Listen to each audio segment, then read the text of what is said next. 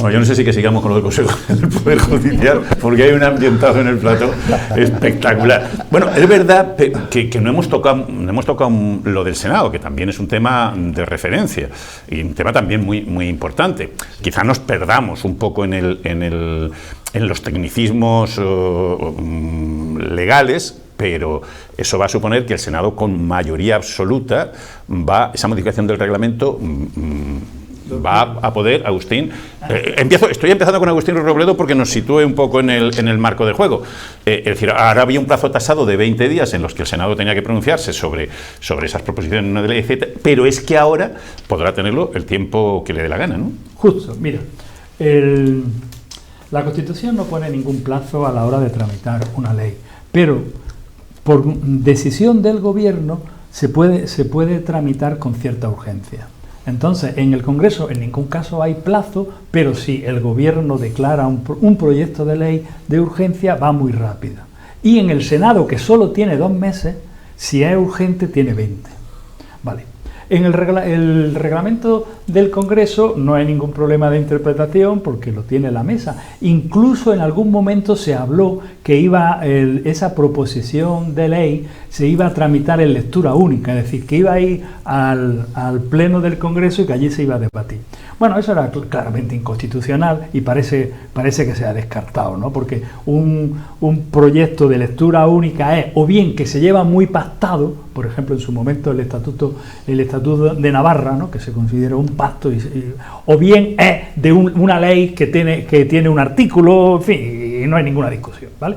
Es decir, hay cierto consenso que si es lectura única es con el acuerdo de todos los partidos. Eso se ha rechazado, pero sí que se puede hacer muy rápido. Tenemos el ejemplo de cuando se modifica la ley orgánica del Código Penal, ¿vale? Se hace en 2 meses, y en 2 meses se nos mete la anulación, la derogación de la sedición y además la rebaja del delito de malversación, y lo consiguen en 2 meses. Por tanto, los plazos con los que estaban pensando hacer la tramitación de esta proposición de ley era 2 meses, máximo 2 meses y medio si le pilla un poco la Navidad.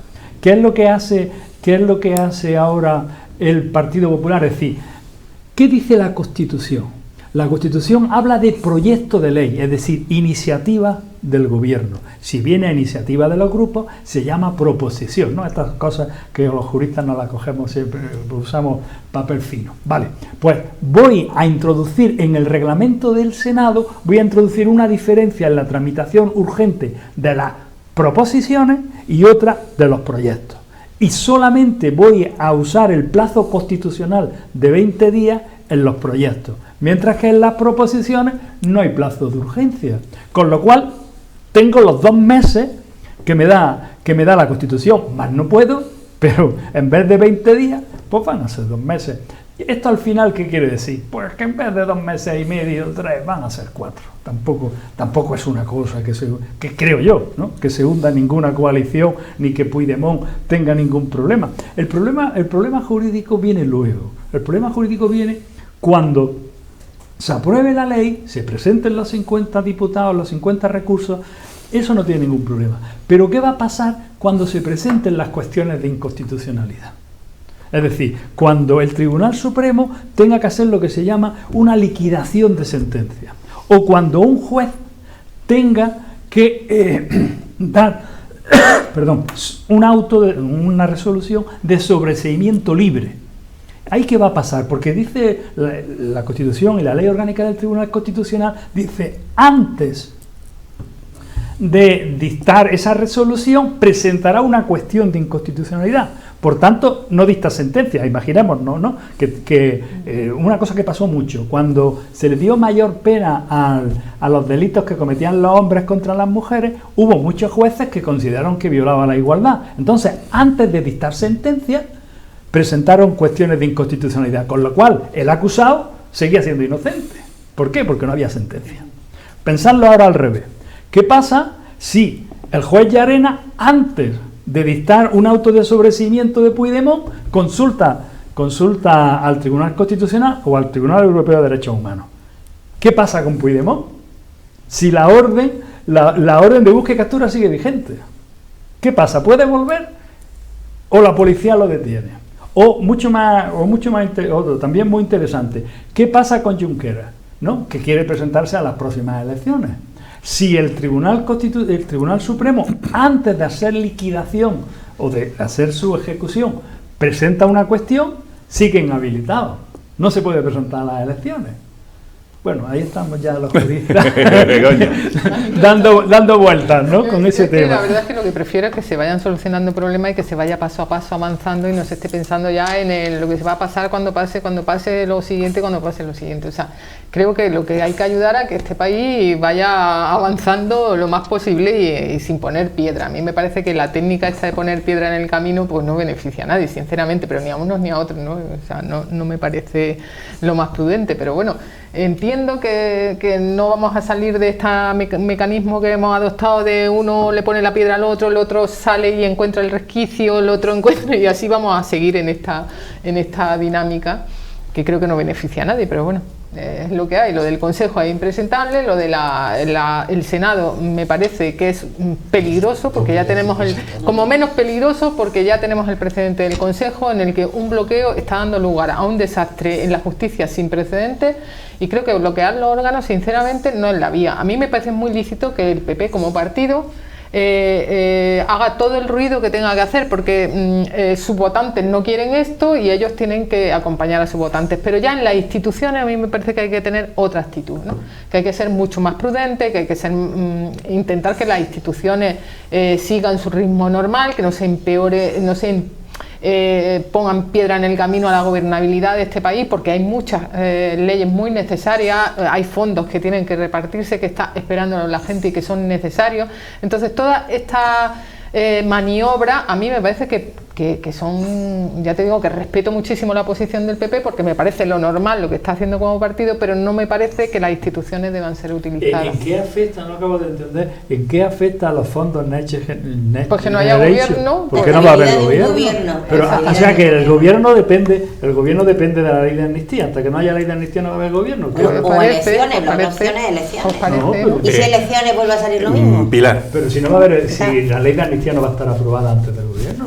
Bueno, ahora mismo, si se llega al pacto con Junts, que es lo que estamos, como hemos empezado, por ver, porque en fin, también están ellos entreteniendo mucho a la población, ¿no? Bueno, si no se llega a un acuerdo, se iría a elecciones. Cierto, el 14 de enero. El 14 de enero habría elecciones. ¿Y si vuelve a salir una situación similar? Que sería lo más probable. Ahora otros 6 meses aquí todo el mundo y el país paralizado. No paralizado en lo cotidiano, porque afortunadamente, pues bueno, cada uno somos responsables y sabemos lo que tenemos que hacer, ¿no? Y trabajamos. Pero parece que nuestra clase política no lee mucho. Oiga, es que aquí Europa nos está exigiendo adoptar determinadas medidas para poder continuar con la inversión que se inició a raíz del COVID, con una transformación necesaria de los modelos económicos y de los modelos sociales, con unas problemáticas muy graves que estamos viendo. Todo el tema de la migración nos estamos dejando, pero bueno, porque ahora tenemos el tema de Palestina, que parece que ha tapado que tenemos también una guerra en Europa, ¿no? Y yo creo que hay temas que necesitan un país sólido, con un gobierno que pueda.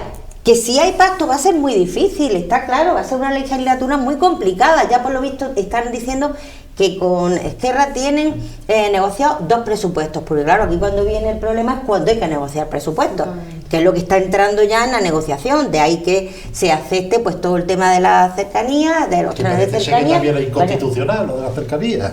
Bueno, eso lo he oído también esta mañana, que era, no lo sé. Por bloquear se bloquea hasta ampliar la cercanía en el ámbito de Barcelona. Yo me gustaría a mí que si hubiese cercanía en el ámbito de Barcelona. Yo no creo que aquí estemos nadie en este país alegremente. Si puedo dictar, si puedo hacer un dictamen así sin que nadie nos oiga, no creo que sea inconstitucional, porque los transportes dependen del Estado cuando están en más de una comunidad.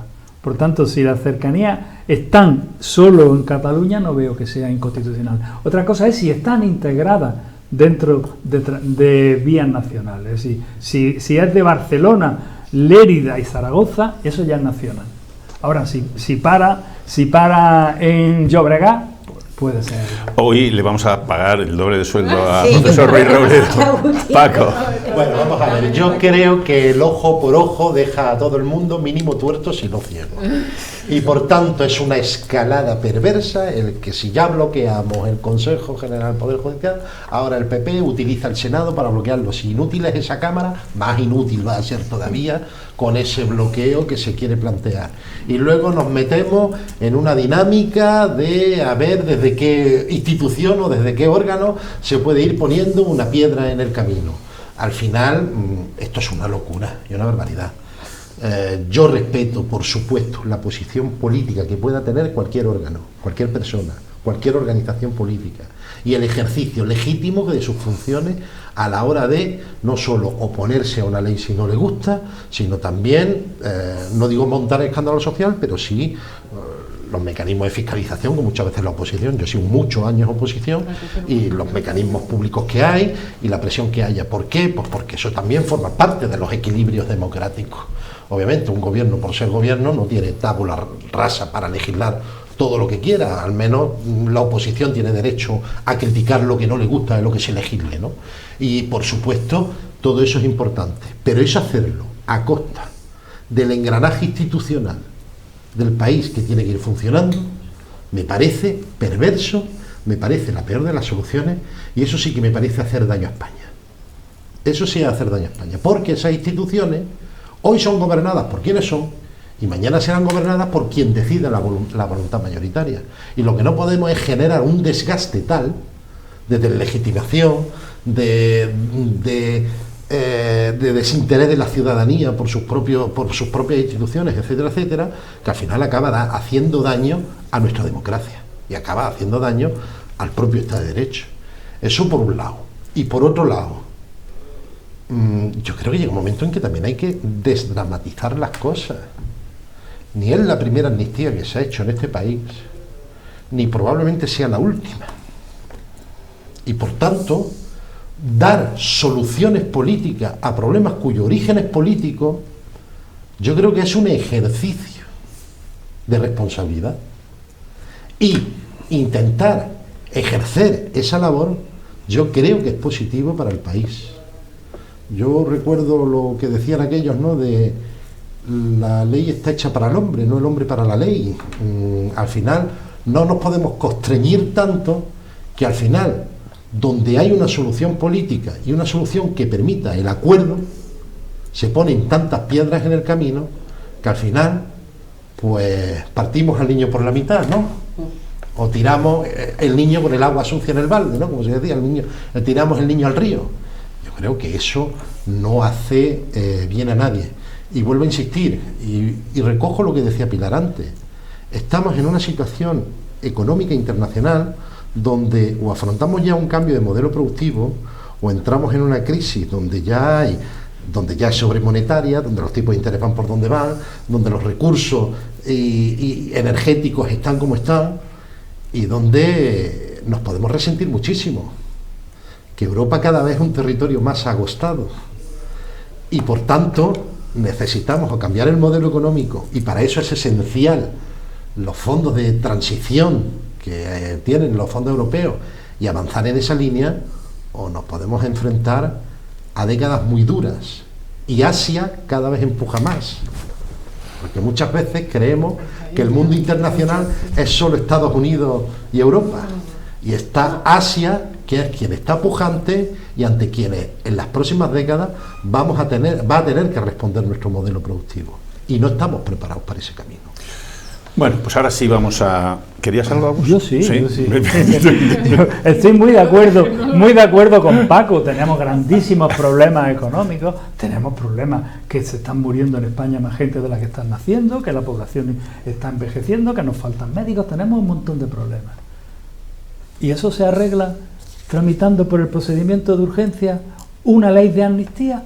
¿Quién está haciendo daño? Las instituciones. Las instituciones. Vamos a parar porque si no, es que vamos a entrar en bucle, Agus.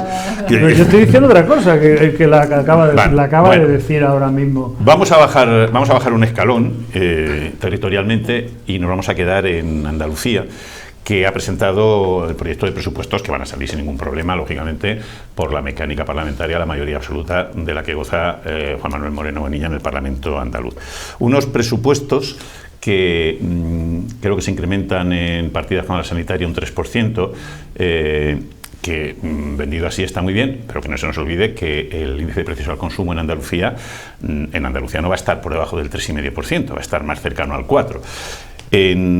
Para Granada, esos presupuestos contemplan una partida para adquisición del antiguo cubo de Caja Granada como sede judicial, y entre otras así llamativas de las que hemos podido ver, porque todavía no nos ha dado tiempo a desmenuzar un poco los presupuestos, 1 millón de euros para iniciar los trámites de cara al soterramiento del tren. Vamos a empezar por ti, Paco.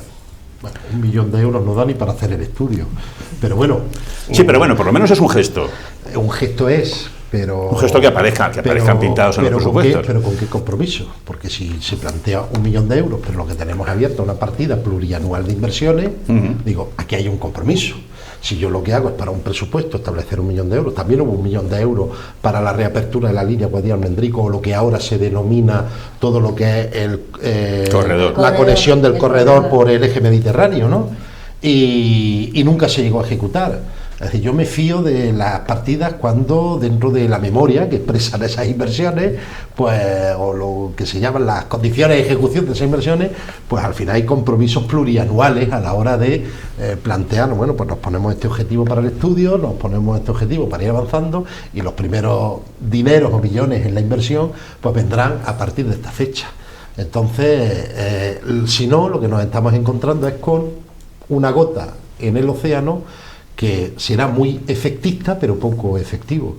Por destacar 2 cuestiones que yo conozco de los presupuestos de la Junta y que creo que son importantes. Cuando el señor Moreno Bonilla habla de que los 14.000 millones de euros destinados a sanidad son la comunidad autónoma que más destina al gasto sanitario, hombre, en primer lugar hay que ponerlo en relación a la población.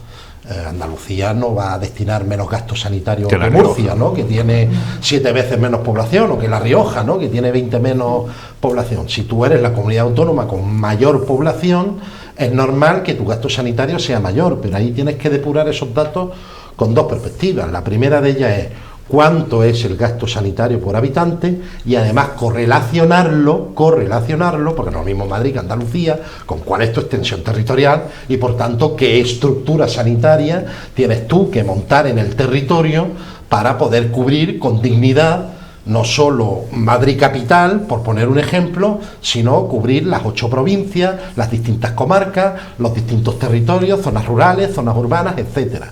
Ahí es donde tienes que medir esos indicadores. Y en segundo lugar también, cuánto de ese dinero estás destinado a la gestión privada. Porque gran parte del gasto sanitario no se ya llevan los hospitales, no los centros de salud, las enfermeras y los médicos.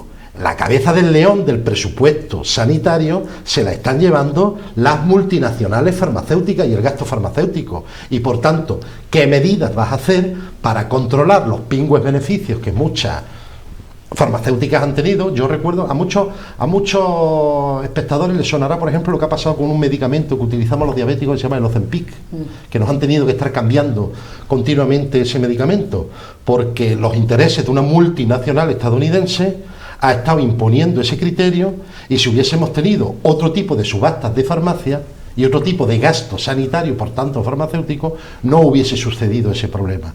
Eso es lo que también hay que analizar. Y por supuesto, dentro del Servicio Andaluz de Salud, pues cómo queda su capítulo 1, la reposición de personal, el aumento de personal, etcétera. Y la segunda cuestión, perdonadme que me estoy entendiendo más de la cuenta y con esto soy mucho más rápido, cómo se trata a otras administraciones, los ayuntamientos. La participación de los presupuestos en los tributos de los ayuntamientos, los tributos de la comunidad autónoma, lo que se denomina la patrica, sigue incumpliendo el Estatuto de Autonomía, que habla de lo que antes se conocía como la deuda histórica y que luego se trasladó a esa necesidad de ir participando en los tributos o sea, que los ayuntamientos participasen en su financiación en los tributos de la comunidad autónoma, sigue siendo insuficiente, además a una administración que, teniendo alrededor del 20 o el 30% de las competencias de gestión pública diaria y las más cercanas al ciudadano, apenas se llega a alcanzar el 13% de la financiación. Es un problema también del Estado, no solo de la comunidad autónoma, pero es que el Estatuto de Autonomía señala que los ayuntamientos tienen que participar en esa financiación y sigue recortándose año sobre año, y eso sí que es duro porque dependen muchas ayudas del transporte público, ahora que no sabemos si se van a continuar o no, ayudas de dependencia, ayuda de atención a personas mayores, a políticas sociales e incluso inversiones que generen empleo en los barrios o en los pueblos. Todo eso es necesario también que los presupuestos de la Junta los contemplen, y en nada se está atendiendo, con lo cual pocos motivos para ser triunfalista con estos presupuestos. Pilar. El tema de los presupuestos siempre genera mucho conflicto en las universidades. Para qué os voy a contar, ¿no? La que llevamos siempre. Por supuesto, una partida que va aparte de lo que ya se ha anunciado, porque se negocia un poco con los rectores, ¿no? El Consejo Andaluz de Universidades. Yo creo que, bueno, de momento, bueno, buena noticia que el Cubo parezca que vaya a tener un destino, bueno, una ciudad de la justicia hecha en triángulo, perfecto, porque es un modelo acorde también a nuestra ciudad, ¿no? No podemos descentralizar lo que supone ya el envejecimiento que tiene el centro de la ciudad, lo que supone todos los servicios que se prestan, etcétera. Yo me parece bien. El tema del millón, vamos, estoy hablando de lo que más ellos han resaltado, ¿no? El tema del millón para el estudio del soterramiento es muy complicado, son 300 y pico millones lo que supondría, y hay un río. Hoy precisamente estaba hablando con el rector Lodeiro, que sabéis que es geólogo, y me planteaba eso, y decía, es que hay un río, eso es muy complicado. Eso, yo creo que ahí tenemos que ser muy realistas y asumir la situación. ¿Qué se puede hacer? Hágase, porque claro, a mí no me vale que me digan, es que Murcia llega soterrado, es que los vascos se pusieron en Huela y llega soterrado, que tendría que llegar soterrado, totalmente de acuerdo, que el barrio queda, bueno, ya son barrios, porque además es una zona de ampliación de la ciudad, todo lo que es el Parque Rosaleda y todo, queda cierto que queda aislado de lo que es la Chana, ¿no? En ese te ponen una pasarela y tal, pero yo creo que va a ser un coste elevadísimo, y me voy a permitir, creo que la provincia, y acaban de salir los resultados del índice de pobreza, donde de los 50 municipios más pobres del país, 9 son de la provincia de Granada. Yo creo que eso tiene que hacernos llamar. Todo el tema que estamos viendo del cultivo del cannabis va muy ligado a esas bolsas de pobreza y a esa situación a veces de decir, bueno, pues que estén ahí, no están en la calle delinquiendo. Esto lo hemos oído a muchas. Es muy duro, pero es la realidad, ¿no? Entonces es una situación muy compleja. Yo creo que esta provincia tiene necesidades más urgentes, siendo el soterramiento una necesidad, pero hay necesidades mucho más urgentes para ello. ¿Es un gesto para qué? Para que el gobierno central cumpla con lo que dijo. Yo participaré si la Junta participa. Bueno, pues la Junta, Rocío en concreto, ha dicho, yo pongo 1 millón, a ver qué dice el gobierno central. Begoña. Yo voy a hablar de lo mío. Y a mí me parece una notición que se haya escogido un edificio tan espectacular como es el Cubo, que estaba sin ningún uso, que daba pena que ese edificio tan espectacular no tuviera uso. Eso era un despilfarro. Era un despilfarro, era impresentable, no había nombre para lo que estaba ocurriendo con el Cubo, y entonces que se le dé un uso judicial, pues me parece para celebrarlo. La verdad es que es una notición, una apuesta muy interesante de la Junta de Andalucía, y es verdad que no se le debe de llamar ciudad judicial porque se siguen manteniendo las otras sedes, no es en realidad una ciudad de la justicia, sino es un modelo diferente. Yo ya defendí en su momento que en Granada no hacía falta una ciudad de la justicia porque las distancias no son las de Sevilla, las de Madrid, que un abogado tiene que desplazarse y atravesar Madrid, entonces sí que es verdad que no te da tiempo a llegar a 3 juicios diferentes. En Granada te da perfecto tiempo a ir hasta andando, con lo cual pues me parece fantástica la apuesta por el Cubo, y además es una apuesta muy importante, porque 20 millones de euros no es cualquier cosa y soluciona el problema de falta de medios y de espacios en justicia de una forma muy, muy importante. Entonces, bueno, yo eso lo aplaudo y tengo que decir que me ha impresionado y que me parece, vamos, una decisión acertadísima. Agustín. Pues yo, como estoy con la amnistía, no me queda tiempo de estudiar los presupuestos, ¿no? Pero el análisis que ha hecho Paco me ha gustado mucho, ¿no? Porque me parece que es un análisis de izquierda serio y municipalista serio, ¿no? Y creo que está bien hecho, pero yo soy liberal, entonces no puedo coincidir con eso. Yo creo que las cosas son interesantes también dependiendo de cuál sea el fin. Es decir, la ciudad de la justicia es fabuloso, pero si resulta que el precio del cubo es elevado, pues a lo mejor ya no es tan fabuloso. Bueno, que la Caixa revierta ese precio, esos 20 millones, con su récord de beneficio, claro. Que no le Caixa Forum de Málaga. Pero quiero decir que hay que pensarlo. Y además se me ha ocurrido, oyendo a nuestra querida rectora, cuando ha dicho, oye, es que hay un río ahí, es que a lo mejor va a haber que meter 400 millones. O sea, hay un momento en que el precio de unas cosas no son convenientes. Y lo mismo podemos decir a la hora de la sanidad. Oye, en sanidad a lo mejor no es tan mala idea privatizar.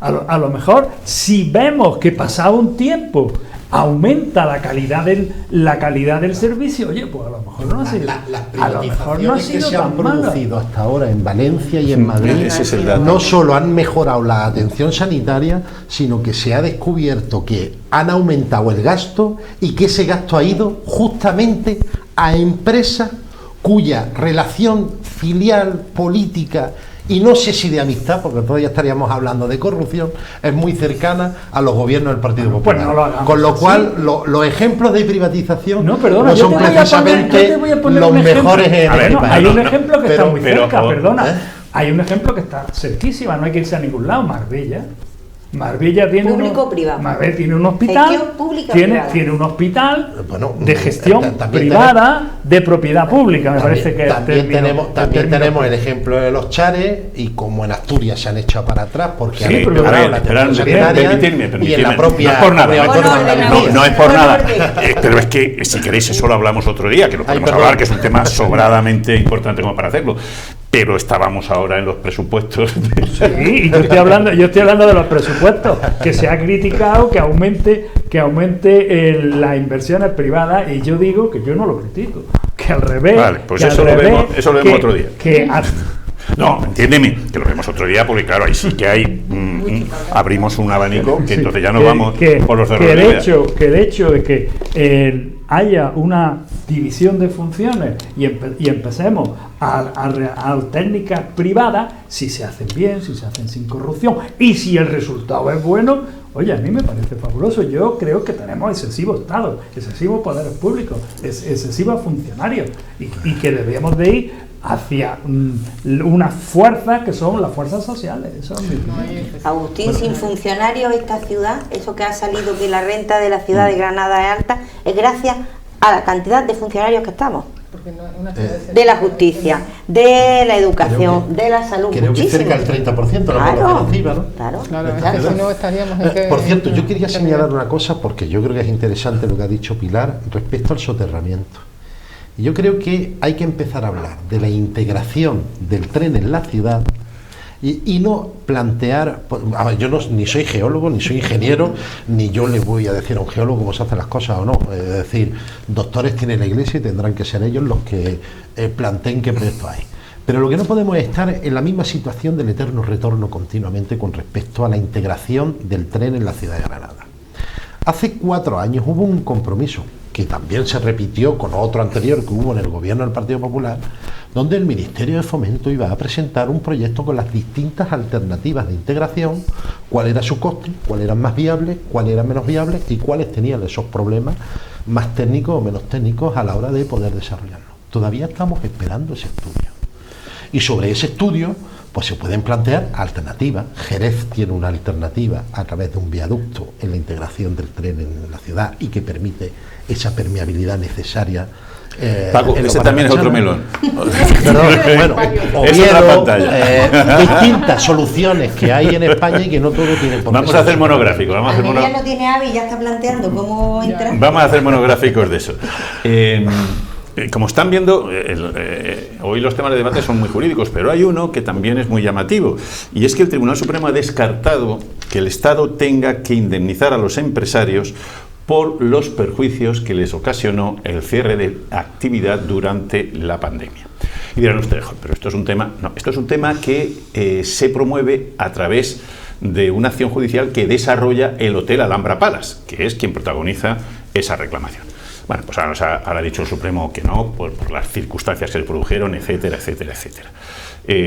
Yo no sé si Agustín, con la amnistía le ha dado tiempo a esto o no. Sí, venga, vamos. Bueno, pero en esto me ayuda, seguro que Begoña lo puede explicar mejor. Mira, los poderes públicos tienen una responsabilidad patrimonial, ¿no? Una muy habitual, que nos ha pasado alguna vez en la universidad, es que hay una loseta que se mueve y entonces un alumno pisa la loseta, se rompe el pie y eso tiene una responsabilidad de la universidad, ¿no? Durante mucho tiempo esa responsabilidad fue solamente por lo que podemos llamar ejecutivos, ¿no? En un ayuntamiento, en un gobierno, pero con el tiempo se ha ampliado también lo que se llama responsabilidad patrimonial del legislativo. Es decir, se aprueba una ley que causa perjuicio a alguien. Y se han pagado indemnizaciones por leyes que luego se han anulado, se han declarado inconstitucionales. Entonces, esta teoría se ha intentado aplicar porque os acordáis que el decreto de alarma fue declarado inconstitucional. Entonces ha habido el Hotel Alhambra Pala de Granada ha dicho, oiga, usted me cerró ilegalmente y por tanto esas pérdidas tiene usted que pagar. Y lo que ha dicho el Tribunal Supremo es, vale, el decreto ha sido declarado inconstitucional, pero la situación era nueva y por tanto no había ningún instrumento serio y general que nos dijera que la norma iba a ser inconstitucional. ¿Qué ha pasado? Que ha habido unos daños que se reparten entre toda la sociedad y usted, hotel no sé qué, pues también tiene que aguantarse, ¿no?